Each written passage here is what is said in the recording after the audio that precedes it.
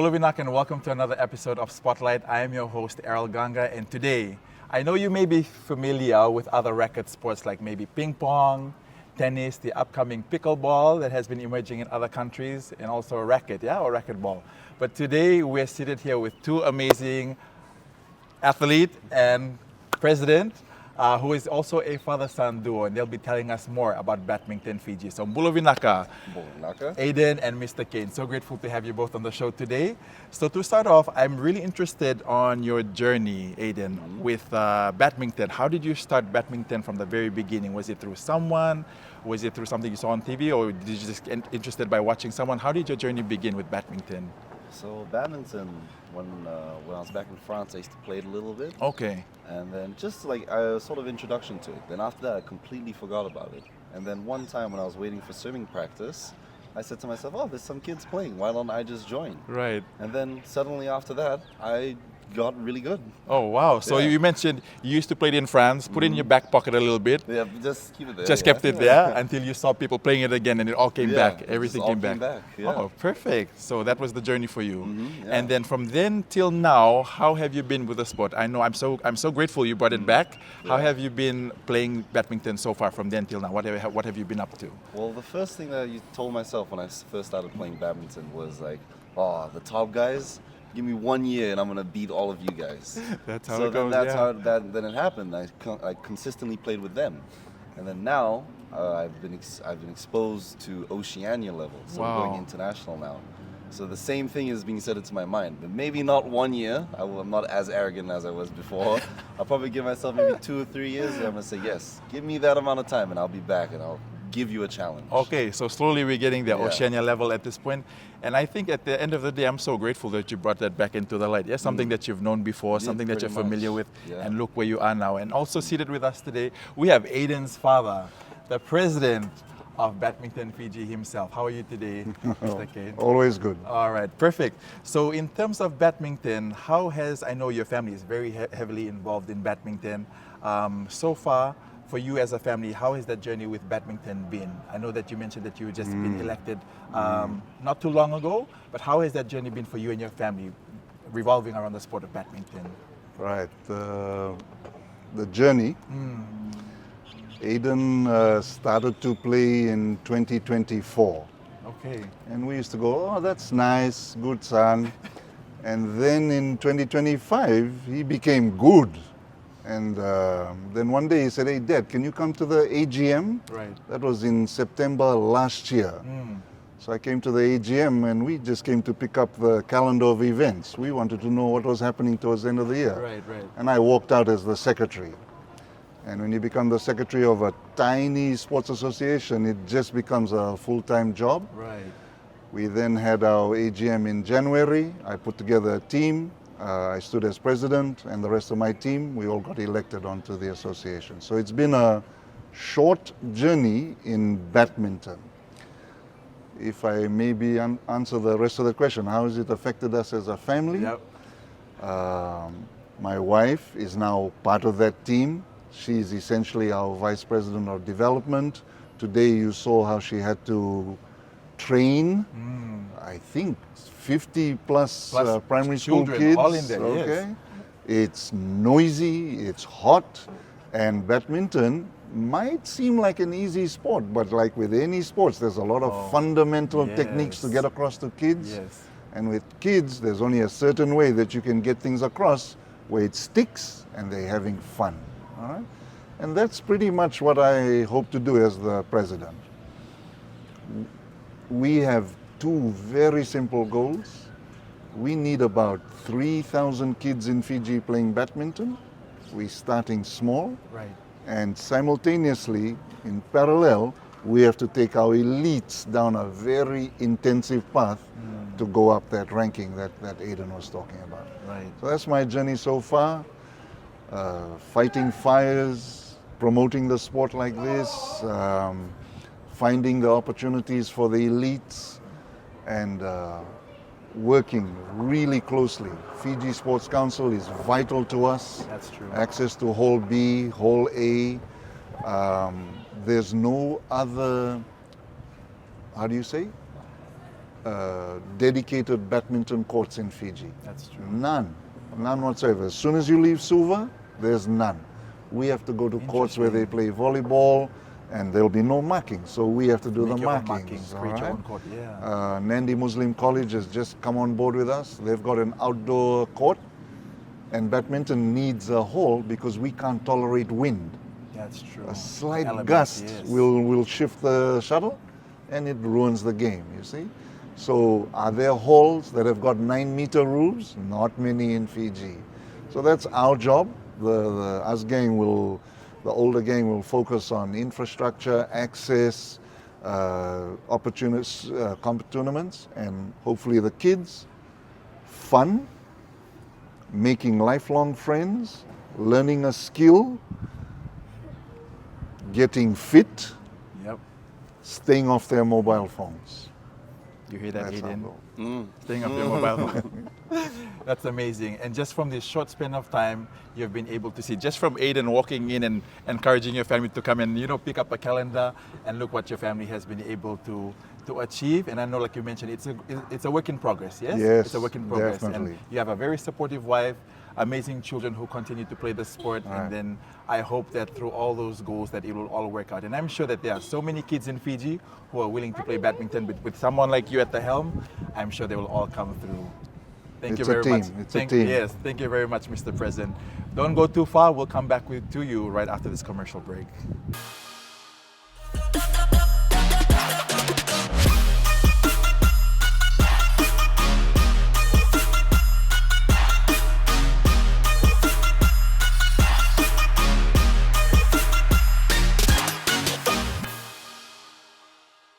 Welcome back to Spotlight. I am your host, Errol Ganga, and today we're seated here with Abel and Aiden Kane from Badminton Fiji. And as mentioned earlier, they both hold positions in Badminton Fiji. Aiden is the athletes rep, and we also have Mr. President of Badminton Fiji with us. So in terms of your position as athletes rep, would you tell us what are some roles and responsibilities that you play as athletes rep? Biggest one that I always try and do is whatever major news happens in committee meetings or whatever, maybe a committee suddenly gets a news flash, Right. Something's about to happen. I instantly try and inform all the athletes there Okay. what's happening. So one of them is sports, something we've never had before. Right. Is sports and conditioning. Wow. Specific for badminton. So we're about to start that. We haven't still mentioned it to the athletes because we're still finalizing everything. Okay. But we're about to roll that out to all the athletes, and then we're gonna finally, instead of just mindlessly going to the gym building random muscle, Right. we're gonna finally get proper muscle that's being built. Oh, that's specific that's for amazing. badminton functionality. Right. So that's the biggest one that for me as an athlete, athletes rep, what I have to do to all the athletes that are there. Okay. And again, an example I can give of this, aside from the gym, Right. the S&C, is whatever news whatever the committee's working on and all that, and if it's almost finalized 95% to 99%, then I mention it to all the athletes that are there. Wow. So that's sort of my role. So the role is in the title itself, yeah? Athletes rep. So Pretty you much. represent all the athletes, anything that needs updating or just passing through to the athletes from the top, you're right there smack in the middle and just making sure everyone is on the same page. And it also works the other way around. So that's from committee to athletes, but it's also Right. athletes to committee. Going So upwards. if athletes want something done, they're unhappy with something. Let's say with this S&C, they say, Coming actually, up, no, yeah. it's terrible. So I have to listen to them and say, okay, I go up to the committee and, And say, then- guys, these guys have said this is terrible. All right? Right. But let's hope they don't do that. Take it up to your dad. Let me take it up to my dad. I'll talk to my dad after Pretty this. much. That's amazing. So I'm pretty sure that you are busy, yeah, with just getting the updates and making sure all the athletes are updated, and also vice versa, yeah. You are the voice of the athletes, and I'm sure that with this SNC program coming up very soon, it's such a good thing to see that badminton is specifically moving into that strategy phase. You're really getting into, especially in development phase, you're really starting to target those kind of things. And like you mentioned, instead of just throwing the athletes out there and just saying, go and play, yeah, do whatever you do, have fun, but you want something that's more structured with a program and followed that, so these kids can also know that, hey, we're serious about this. We want this program, we want this sport to move somewhere. So thank you, Aiden, for all you do as an athletes rep. As for Mr. President, what are some roles and responsibilities that you have? And I know that you mentioned earlier you just got into the position. What are some things that you've been able to tackle, and what are some things that you still have on your mind that you want to move forward with the federation? It's very, very important for any sports organization, any organization to have an extremely clear strategic plan. We used to have one, it was a bit vague, etc. So one of the first things I did was to set down a crystal clear 7-year strategic plan from this year 2026 all the way to 2032, which is when the Olympic Games will be coming to Brisbane City in Australia. So it's our 7-year plan. Working backwards from that plan, we are hoping that in 7 years' time, you know this, it takes 7 years to make a champion. All right? In 7 years' time, we ought to have Fiji top of the Pacific again. All right? That's the plan. To get the elite players to be top of the Pacific again, that's meant that we have got underneath them in the form of a pyramid thousands of players, all right? From the youngest kids and all over Fiji. So part of the presidential role is to try and develop that base, that foundation, and then try to develop the talent identification processes and try to give everybody fun, frequent, fair, open, transparent pathways so that everybody is crystal clear on where do I go, how do I do it, how much does it cost, why were you picked, why wasn't I picked, all of that has to be crystal clear. That's our job. And then there's, you need a team. I mean, I'm the president, yes, but I am just one of 7 equal voices on our committee. We're not a traditional committee where president just dictates and demands everything. All of our decisions are by committee. All right. I went to one conference about 2 weeks ago, and we were all asked, "Do you agree with this idea?" I was the only one that said, "I'm sorry, I can't answer that because I have to take it back to my committee." All right. Everything is by committee. We have the classic secretary, treasurer, and 4 vice presidents. They're all professionals, lots of working experience. I'm really glad to be working with them. And then as president, I wish we had plenty money so that I could hire a dedicated CEO to do all the work. So right now, we're consumed by doing operational work, and we struggle to stay up at the top, like on a helicopter, looking down and just saying, looking at the future. All right? I'd love to work on the future stuff, the future projects. I'll give you just 3 good examples of future projects. Today at a governance workshop that was funded by Fiji National Sports Commission, we had some excellent, all the sports organizations were there. I sat down with 3 or 4 of them and I said, why don't we buy a building, an apartment building? It's got nothing to do with sports, all right? If we have really good governance, really good accounts that are audited, and we have some cash, a bank is going to be happy to lend us some money to buy an apartment building. We will own 1 apartment each, and the 4th apartment will be rented out. That rental will take care of the mortgage, the rates, the maintenance, and in 15 years' time, that rental is our revenue. But if our sports is struggling, etc., we got some consistent revenue coming in. Okay? We've talked to Fijian Holdings stockbroking and unit trusts. Why don't we buy some shares and some units, all right? And buy it, continue to buy it with a little bit of money that we make, and forget it. Forget that we have it. And in 15 years' time, those dividends will start coming in, all right? So strategic stuff like this. I'm having excellent discussions with Fiji Football Association. They're building a nice new gigantic stadium in Lomolomo in Nandi, all right? I've said, your indoor arena, you should be talking to all of us indoor sports to take 2 weekends a year for our international tournaments. International federations say, if you want to bring an international tournament to Fiji, you must be 1 hour from the international airport. Where is the only badminton court in Fiji? Suva. I can't host international competitions. They don't want to come here, you see? So if we can get that in there, and that's part of the role of the president. Look after the now and look after the future. Mr. President.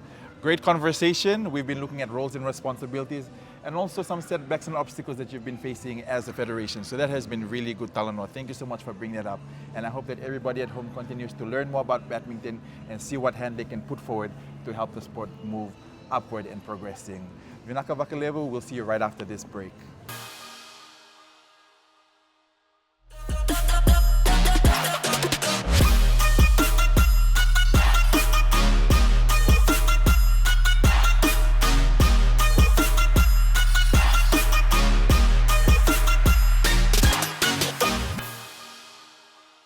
Hello Vinaka, I'm Errol Ganga and welcome back to Spotlight. I am seated here with an amazing athlete and his dad. Today we have Bruce and Mr. Stanley. Bruce has started playing badminton for the last 3 weeks and today we'll be talking to them about their experience so far in the sport of badminton. Bola Vinaka, Bruce, how are you today? Good. Good. You just finished training. Would you like to introduce yourself to everybody? Yeah. Okay. My name is Bruce. I'm schooling in Holland Trinity and I'm in year 4. Year 4. And you mentioned to me earlier that you started playing badminton 3 weeks ago. Yes. How has that been so far for you, playing badminton? Good. Yeah? You made many friends? Yeah, some. All right, perfect. Also this year they have the primary schools competition for badminton and you're also preparing for that, are you? Yes. All right. And we also have Bruce's father, Stanley, here with us. How are you today, sir? Good, thank you. Okay, so bringing your child to badminton so far, how has that experience been for you as a father, watching your kid take up a new sport, challenge himself? It's exciting, something new for him, Yeah. and it's different because it's a new sport. Right, They try to develop it, so why not try it out? right. And this new development, I'm sure that you're so happy to see your son start in a new sport. And even for you as a father, are you planning to maybe take badminton one day as a sport? Yeah, I plan to Okay. eventually. When he gets serious with it, then I'll. Right, and it's always good to have that support system, yeah? Especially with badminton. Well, thank you so much for supporting the sport of badminton, especially during its development stage here in Fiji. And Bruce, I wish you all the best in your upcoming competition. Today we have two amazing people that are joining us on set. We have Anare and Caroline from Holy Trinity Primary School. So Anare, would you like to introduce yourself to everybody back at home? Good afternoon, everyone. My name is Anareta Valatenadolo. I am 11 years old. I school in Holy Trinity Anglican School. Okay, Anare, how has playing badminton been so far for you? Have you been enjoying it? Yes, and it's very happy to play badminton with my friends and coach. Okay, great words. He's happy to play badminton and make many friends, yeah? Will you be planning to participate in the upcoming competition very soon? Yeah. Okay, perfect. We'll be looking forward. And for Miss Caroline, thank you for being with us today, a teacher at Holy Trinity Primary School. Bringing these kids over to badminton, you know, whenever you guys have practice, how has the experience been for you as a teacher? Oh, I enjoy bringing them from school every Monday. As soon as Monday starts, they come and ask me, when is our training? They're all excited. They're all excited. We started back 2 weeks back, and still some are still coming in. Yes.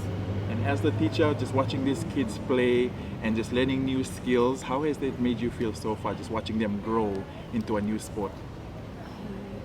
They have learned the new skills, especially improving their hand and eye coordination, Coordination. movement.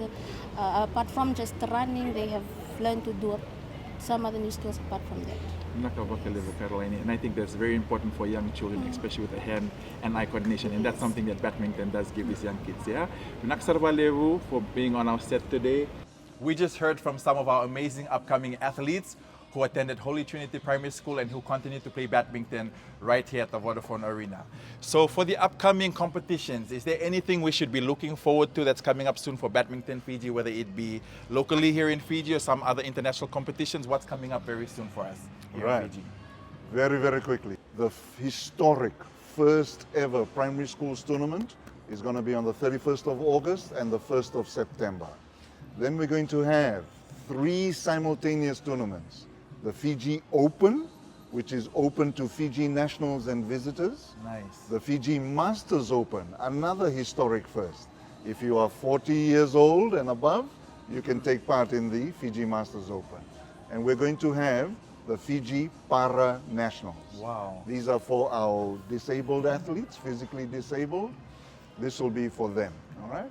Then another historic first tournament. For the first time ever, the Badminton University Games. USP versus FNU versus PRS versus Corpus Christi This is and amazing. any other tertiary institute. I have visited USP, I have visited FNU, we're going to visit all the other tertiary institutes. All of these Fiji tournaments is geared to having our elites train for the Oceania tournament. Our Oceania, we're lucky in badminton, we have an annual Oceania tournament. Right. Australia, number 1. New Zealand, number 2. Tahiti, number 3. New Caledonia, number 4. Fiji, Guam, Northern Marianas, we fight for number 5. Right. All right? Our goal, Fiji has to beat New Caledonia. Then we have to beat Tahiti. We're All coming. We're coming. All right? Yeah. I have set myself a silly, crazy goal. Can we beat Tahiti in Tahiti next year? Why not? We All can. right? Can we? Well, we're going to try. All right? A bronze will be good enough. All right? But that's all the competitions coming up. I'm so excited. I don't know what you guys, but I'm so excited with upcoming competitions. And like you mentioned, there are a lot of first and upcoming competitions, the university games, the primary school, and this is all so exciting. So for example, if I wanted to join badminton, do you have a badminton page that I can reach out to, or who can I talk to if I wanted to join badminton, for those who are watching back at home? Yeah. So there are admins for our social media pages. Right. It's Badminton Fiji on Instagram and Facebook. So you just I don't know about Facebook. I'm not. Just subscribe, I guess, or Okay. follow on Instagram. Any question that you want, it'll always be answered within 48 hours. Perfect. Yeah. Thank you so much. So Yes. that's to everybody watching at home. If you've ever wanted to join badminton, get on the pages, or you can always come to the Vodafone Arena, watch while they're practicing, and speak to someone here. If it's not the athletes rep, definitely to the president. So just before we wrap things up today, thank you so much again for your time.